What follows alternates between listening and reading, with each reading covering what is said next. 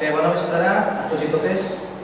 Bé, us hem convocat avui així per advertir que els plans parcials que anaven a solventar el problema de les casetes i donar solució al problema dels afectats, a més de costar més de 200 milions de pessetes, doncs ara volem veure quins altres costos van a suposar.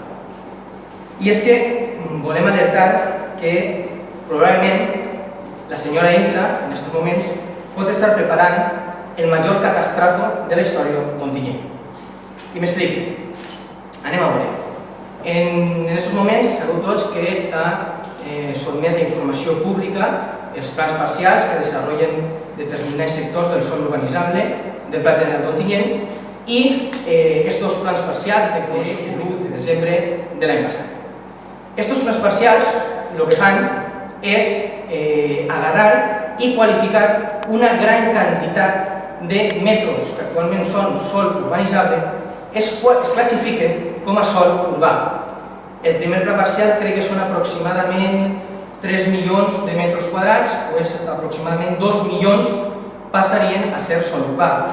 Del segon pla parcial, que són 1,5 milions de metres quadrats, segons la documentació que consta d'informació pública, més de 900.000 metres quadrats passarien a sòl urbà. Què és el que estem plantejant-nos, o què és el que podem advertir així i que volem posar damunt la taula perquè els ciutadans ho coneguin?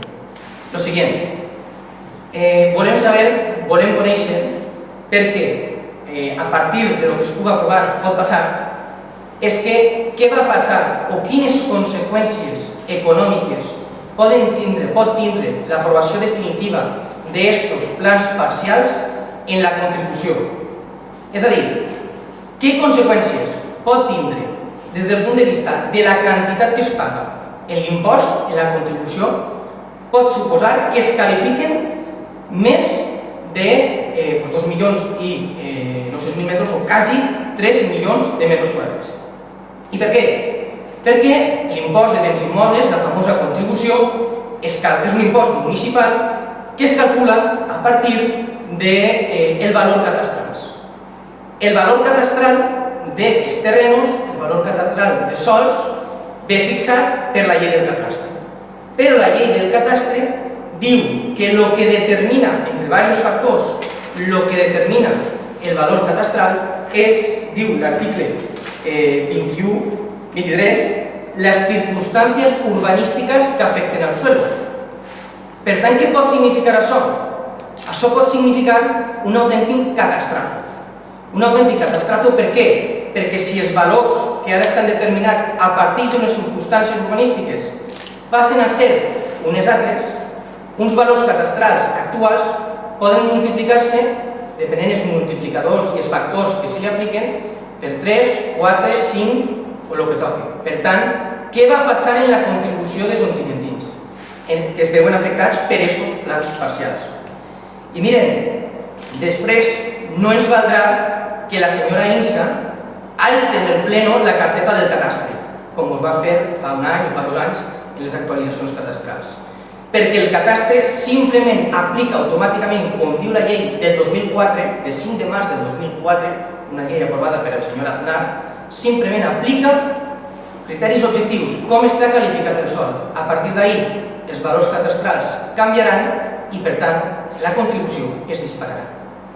Per tant, nosaltres, des del grup municipal socialista, volem advertir d'aquesta situació, volem saber tota la veritat, volem saber quines conseqüències jurídiques i econòmiques pot tindre aquesta aprovació definitiva dels plans parcials en el cas que es produïsca, que no oblidem que és una aprovació municipal, i per això fem ús dels instruments que posa al nostre abast l'ordenament jurídic i demà matí anem a registrar per registre d'entrar un escrit en la firma dels 9 regidors, perquè per a poder demanar l'informe fan falta la tercera part dels regidors, per tal que per part dels serveis jurídics i econòmics de l'Ajuntament se mos informe, en el plaç estipulat per la llei, de quines són o de quines van a ser les conseqüències jurídiques i econòmiques que pot suposar en la contribució que paguen els veïns i les veïnes d'Ontinyent de l'aprovació d'aquests plans parcials que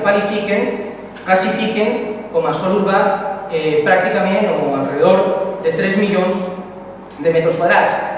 I al final uno acaba pensant que si això, aquests plans parcials, eren la solució al problema de les casetes o són la solució al forat econòmic que ha causat la nefasta gestió econòmica del govern de la senyora Insa i del Partit Popular, doncs portem 2 anys en un remanent negatiu de tesoreria i a 2 de març encara no han aprovat els pressupostos municipals quan la llei els obliga a aprovar-los antes de que anava a ser la solució definitiva de les casetes, doncs probablement serà la solució definitiva al dèficit que ha generat aquest